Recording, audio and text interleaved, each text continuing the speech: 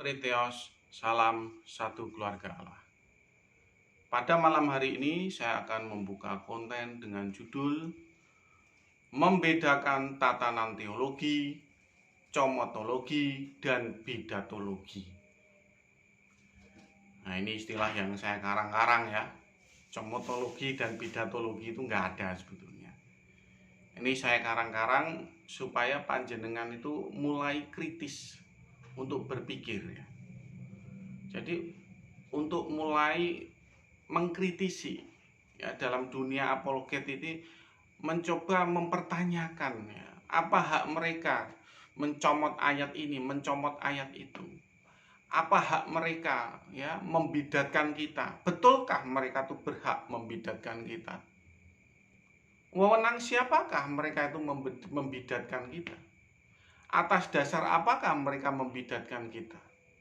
Surat keputusannya mana? Ya. Kalau memang mereka itu memakai atas dasar konsili, konsili yang mana? Betulkah konsili itu membidatkan kita? Ya. Lalu siapakah yang ikut konsili? Lalu bagaimana dengan karakter mereka yang memutuskan ketika ikut konsili itu? Ya, karakternya bagaimana? Apakah mereka korup?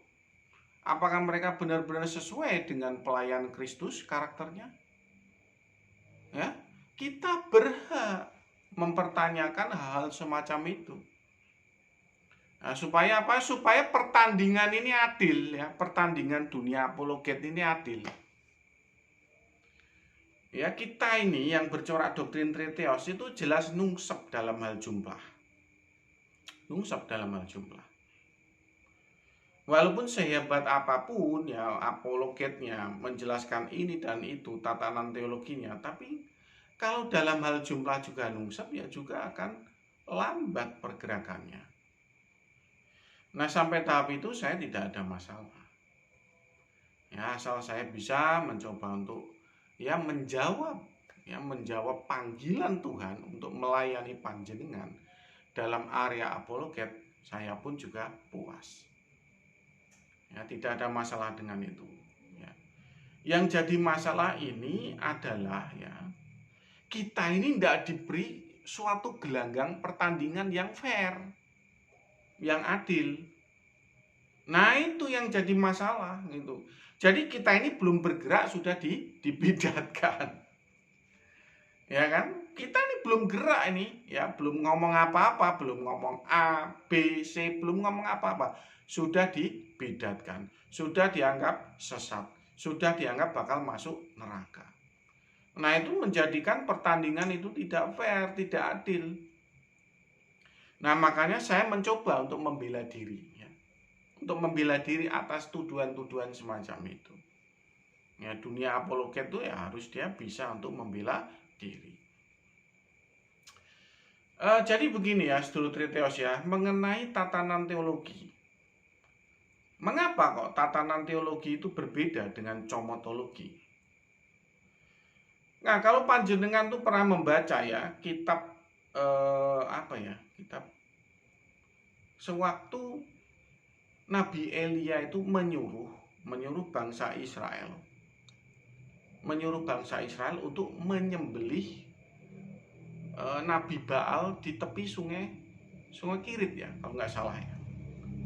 Nah, Nabi Elia menyuruh bangsa Israel menyembelih Nabi Baal. Itu Alkitabiah. Itu Alkitabiah. Tapi bisa nggak itu dijadikan sebagai tatanan teologi Kristen? Nggak bisa. Nggak bisa. Mungkin ya. Lalu kemudian juga ya peraturan hukum-hukum Taurat. Ya, 613 mitzvot. Bisa nggak itu dijadikan tatanan teologi Kristen? Nggak bisa. Ya, nggak bisa, bro. Nah, contoh ya seperti tidak makan babi, tidak makan daging babi. Bisa nggak itu dijadikan sebagai tatanan teologi Kristen? Bisa nggak? Nggak bisa, bro. Boten saged ya. Kalau itu panjenengan jadikan comotologi, bisa. Kalian mencomot ayat lalu dijadikan dasar untuk doktrin panjenengan, bisa. Tapi tidak bisa dijadikan tatanan teologi, tidak bisa. Loh, kok bisa begitu Pak Jody? Karena kalau tatanan teologi itu menyangkut struktur teologi yang panjenengan bangun, sehingga ketika digilas kebingungan umat, tatanan itu tetap kokoh berdiri. Lah kalau comotologi itu ya suka-suka, ya. Kalau digoyang ini ambruk ya enggak apa-apa, dia cuma comot kok. Nah, contoh tentang makan daging babi ya. Ada seorang penginjil ya ke pedalaman, di mana pedalaman itu sudah terbiasa makan daging babi. Lalu kemudian kepala suku itu menawarkan makanan berupa daging babi, lezat, ya, lezat, enak. Lalu bagaimana orang Kristen atau penginjil itu? Ya, dia tahu loh ada ayat untuk melarang daging babi. Apa yang harus Anda lakukan kalau jadi orang Kristen? Ya makan saja itu daging babi. Kenapa? Karena ayat yang melarang daging babi itu tidak membuat tatanan teologi, betul. Itu hanya ayat comotologi, comot ayat, ya, comot ayat, comotologi. Tidak membuat tatanan teologi. Ya. Daerah comotologi inilah yang dijadikan lawan-lawan debat orang Kristen untuk menggoyang keyakinan orang Kristen. Padahal yang namanya struktur Alkitab itu kan dia itu membuat kita ini menjadi seorang teolog, membuat kita ini menjadi teolog yang pintar, membuat tatanan teologi. Tapi anehnya banyak sekali teolog Kristen itu malah basisnya comotologi. Nah, saya juga heran kok bisa begitu. Loh, sekarang begini ya, struktur Alkitab itu tidak sama dengan kitab lain. Ya, struktur Alkitab itu membuat panjenengan tuh berpikir atau bereisegesis tentang Allah. Nah, kita didorong oleh rasul-rasul ya di zaman dahulu untuk bereisegesis tentang Allah prima causa. Kalau panjenengan tidak bereisegesis tentang Allah prima causa, Anda akan dimanipulasi para teolog. Nah, panjenengan harus tahu itu. Memang kita itu dikondisikan seperti itu oleh Tuhan. Ya, karena Tuhan tidak tertarik ya umatnya itu menjadi orang bodoh. Ya. Di zaman Perjanjian Lama ya, Nabi Yeremia pernah menegur bangsa Israel. Bangsa Israel itu sebagai umat yang bodoh. Nah, karena pernah menegur seperti itu ya di Perjanjian Baru ya jangan diulang kembali. Jangan diulang kembali, bro. Kalau panjenengan tidak mau diulang kembali ya panjenengan harus aktif bereisegesis tentang Allah transenden. Ya, memaksimalkan potensi akal budi panjenengan untuk bagaimana mengenal Allah prima causa, transenden. Nah, setelah itu mengenal anak Allah. Ya kan? Loh, tujuannya apa tuh? Oh, jelas ada tujuannya, bukan karena panjenengan gabut atau pengangguran. Bukan, panjenengan baca di dalam Efesus 4 ayat 13. Nah, supaya kita itu semua bisa memperoleh pengetahuan tentang anak Allah. Pengetahuan yang benar tentang anak Allah. Supaya kita ini tidak diombang-ambingkan oleh rupa-rupa angin pengajaran. Ya, jadi bereisegesis tentang Allah prima causa, tentang anak Allah itu ada tujuannya. Membuat tatanan teologi juga ada tujuannya. Supaya ketika jembatan tatanan teologi atau bangunan tatanan teologi ini diinjak-injak oleh kebingungan umat, digilas oleh kebingungan umat, tatanan teologi ini tetap kokoh berdiri. Ya untuk itulah panjenengan dipanggil menjadi seorang teolog, membuat tatanan teologi. Nah, seorang teolog yang hanya membuat comotologi itu teolog bodoh. Ya jangan diikuti. Oh, jangan diikuti, hanya comot begitu kan. Comot begitu. Tak kasih tahu ya, kalau kalian menjadi seorang pencomot ya, itu kalau panjenengan ke pasar sedang milih telur, itu boleh. Ya, comot telur yang ini agak gede, comot telur yang ini agak gede, ya, yang kecil-kecil disingkirin. Ya boleh. Karena panjenengan sedang nyari telur yang gede. Ya begitu, comotologi itu hanya boleh untuk nyari telur. Ya, kalau untuk membuat tatanan teologi nggak bisa bro. Ya, karena apa? Karena nanti kalau digoyang ya, digoyang comotologi ini akan goyang.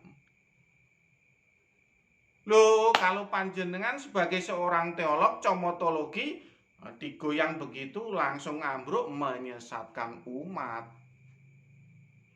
Menyesatkan umat, bro.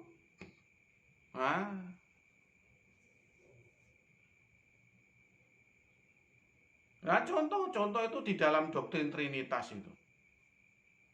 Contoh itu. 1 atau 3? 1 atau 3? 3 atau 1? Bingung.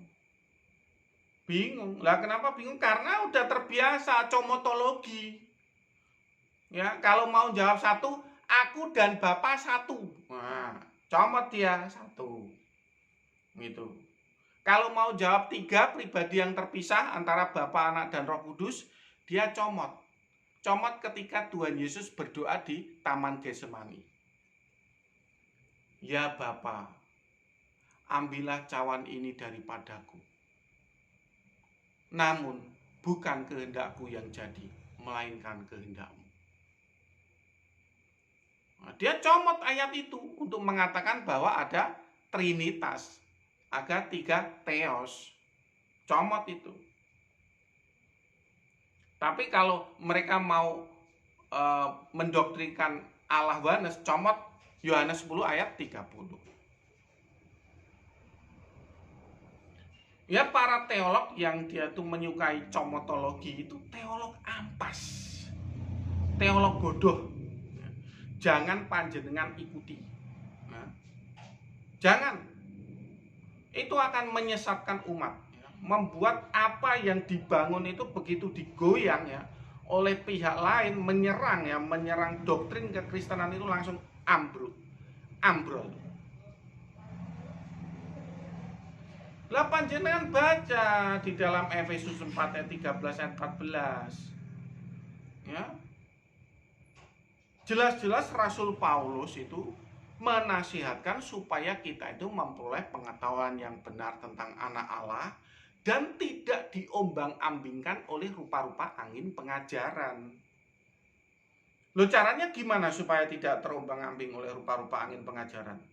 Ya membuat tatanan teologi, bukan membuat comotologi. Nah, panjenengan yang suka comotologi ya bertobat. Ya, lo saya tahu memang kebanyakan ini sukanya membuat comotologi. Dalam membuat tatanan doktrin itu comotologi. Nah, contoh ya, Allah itu Esa. Oh ya, oke, Esa. Bapa dan aku dan Bapa adalah satu. Yohanes 10 ayat 30. Esa ya. Lalu coba panjenengan baca Wahyu 3 ayat 21. Allah Bapa dan Tuhan Yesus itu duduk di sebelah kanan dan sebelah kiri dalam satu tahta. Ada 2 pribadi yang bertahta. Ada 2. Ya kan? Nah, lalu orang-orang yang terbiasa comotologi ya membuat tafsir yang aneh. Oh, itu kiasan. Sebetulnya 1 tapi kiasan. Loh, yang namanya duduk bersama itu ya ada dua toh bro. Nah, kamu itu kalau waktu jadi nganten duduk sama istrimu itu, ya kalau kita bilang itu istrimu tuh kiasan itu ya apa kamu mau? Ya, ya kamu kalau kawin sama hantu ya itu bener bisa. Ya, kamu nikah dengan hantu ya itu baru bisa itu. Istrimu tuh kiasan ya itu bisa. Nggak memiliki realita konkret. Makanya para teolog yang mengandalkan ayat-ayat comotologi ini ya, mereka akan selalu mudah untuk digoyang pihak-pihak luar karena tidak kuat. Ya, padahal Rasul Paulus di dalam Efesus 4 ayat 13 sampai 14 sudah menasehatkan ya supaya kita itu tidak mudah diombang-ambing oleh rupa-rupa angin pengajaran.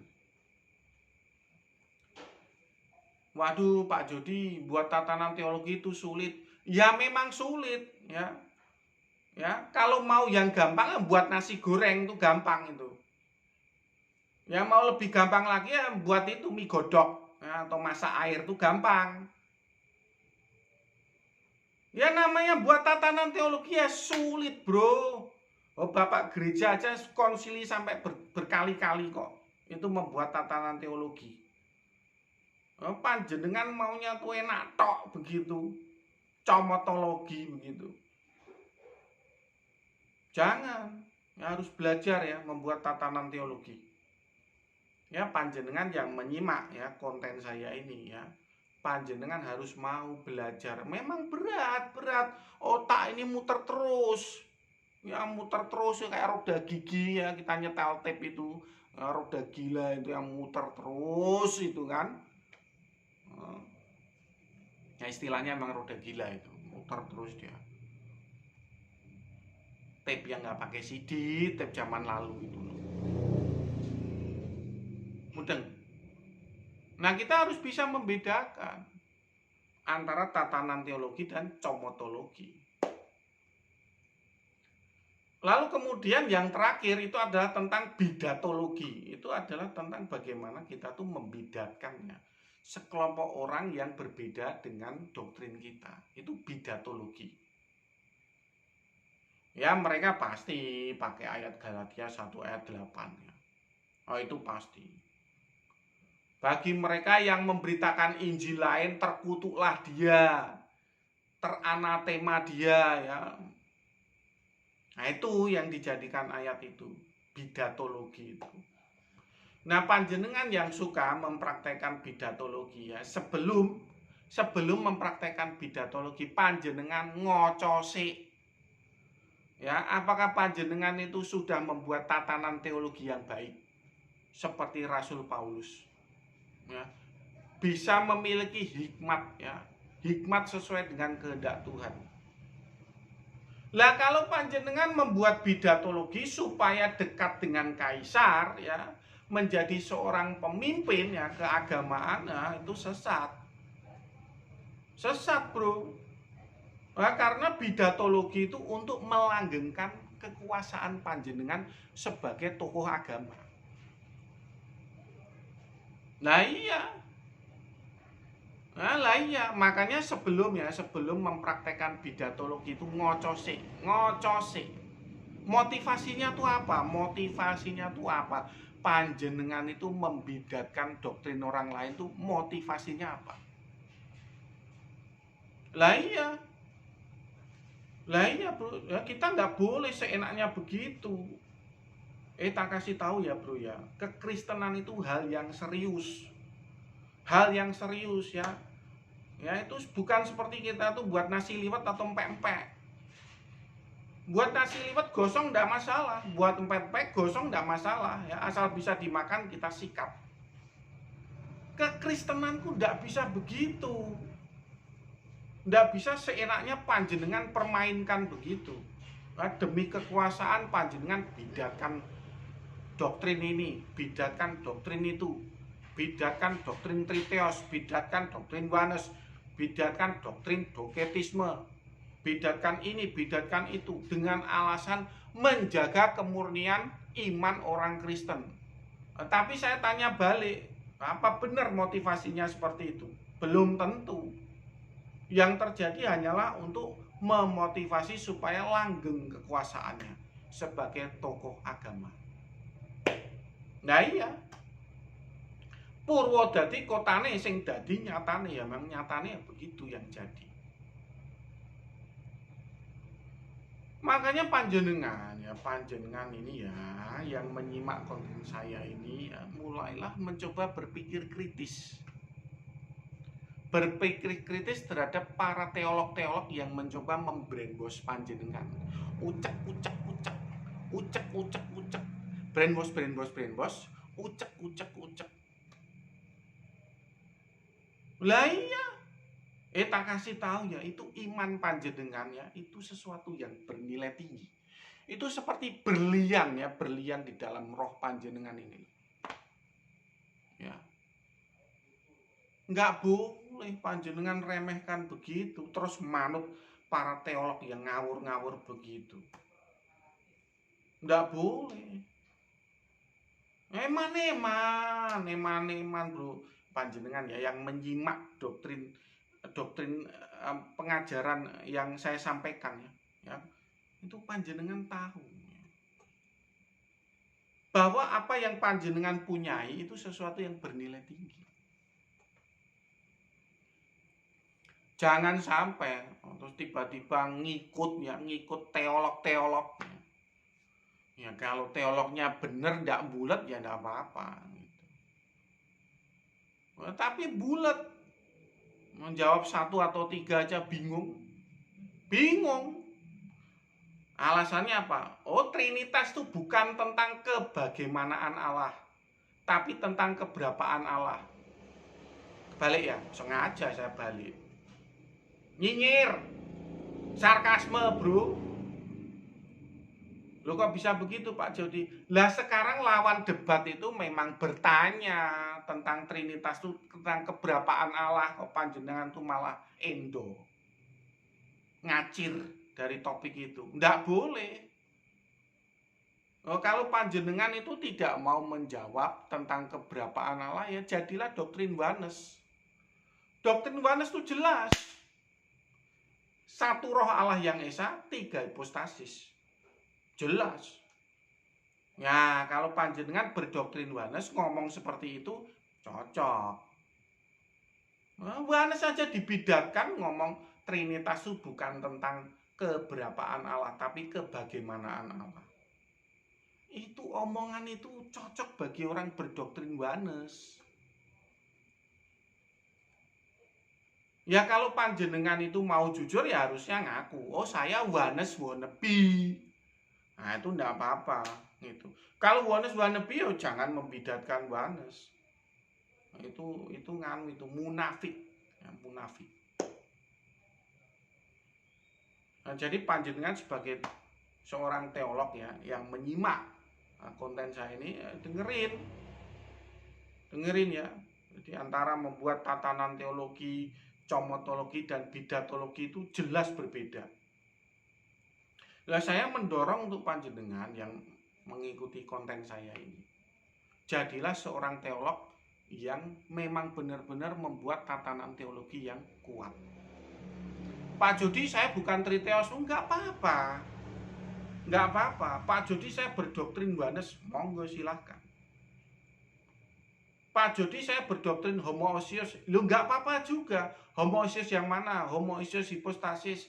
Nah, kalau homoousios hipostasis sebelum membuat tatanan teologi, panjenengan harus ngaku ya, jujur bahwa panjenengan berdoktrin Oneness wannabe. Nah, setelah jujur itu jangan membedakan Oneness. Jangan. Nah, itu baru oke. Oke, baru jos seorang teolog melakukan hal semacam itu. Nah, gitu loh, bro. Ya kan? Supaya apa? Supaya para teolog-teolog yang cerdas dan berkualitas itu muncul di dalam kekristenan. Muncul satu demi satu, muncul. Sehingga kekristenan itu tiba-tiba menjadi sekumpulan orang-orang yang kuat di dalam pengajaran doktrin. Loh kok bisa begitu? Ya karena mereka tuh rata-rata menyukai tatanan teologi yang solid.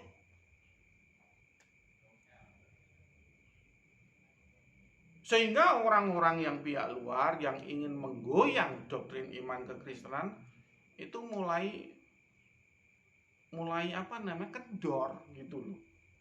Mulai tahu, wah kekristenan itu tidak mudah untuk digoyang. Teolognya cerdas-cerdas, teolognya pinter. Lah sekarang panjenengan itu 100% Allah, 100% manusia. Itu semi doketisme itu aja nggak ngerti loh. Nggak ngerti. Lah kayak gitu mau jadi teolog cerdas. Wah, mimpi. Mimpi betul mimpi. Ya, panjenengan kalau mau jadi teolog yang cerdas dan berkualitas harus mengembangkan daya kritis ya. Mempelajari ini, motivasi dibalik mereka tuh membidatkan semua doktrin itu apa. Nah, jangan asal nganut begitu. Arius bidat, doketisme bidat, triteos bidat, Yohanes Praksias bidat. Itu namanya bidatologi goblok. Jangan ikuti. Ya, bidatologi itu hanya buat para teolog goblok yang nggak punya ilmu. Jangan ikuti. Ya. Itu akan menyesatkan panjenengan itu ya. Ya. Semua bidat itu bidat ya. Panjenengan ngoco ya dengan doktrin panjenengan itu ya. Apakah doktrin panjenengan itu sempurna? Ya kan? Coba bawa ke sini doktrin panjenengan itu. Kita debat, kita kupas, kita uncei. Belum tentu panjenengan bisa berkibar. Saya nungsep. Nah, makanya jangan sosokan ya dengan membidat-bidatkan begitu. Itu ilmu bidatologi itu. Ilmu bidatologi. Ya, nggak boleh itu. Ya, kita harus memiliki hati yang lapang ya untuk kita sama-sama berdebat, memiliki narasi semuanya itu ya, memiliki narasi yang kuat untuk membuktikan doktrin siapa yang paling benar. Tatanan teologi mana yang paling kuat. Ya harus begitu. Harus begitu. Ya, Tuhan itu menyukai ya karakter kejujuran dan keadilan di dalam dunia apologet. Ngerti ya, sedulur Triteos ya. Jadi panjenengan harus merenungkan itu perbedaan antara tatanan teologi, comotologi dan bidatologi. Ya, semoga apa yang saya sampaikan ini bisa membantu panjenengan untuk panjenengan menuju menjadi seorang teolog yang cerdas. Gitu ya, sedulur Triteos ya. Udah ngerti ya yang saya sampaikan ini? Udah pasti ngerti. Simpel kok yang saya sampaikan. Nah, saya akhiri konten ini. Terima kasih buat perhatian panjenengan. Salam Triteos. Salam satu keluarga Allah. Tuhan memberkati.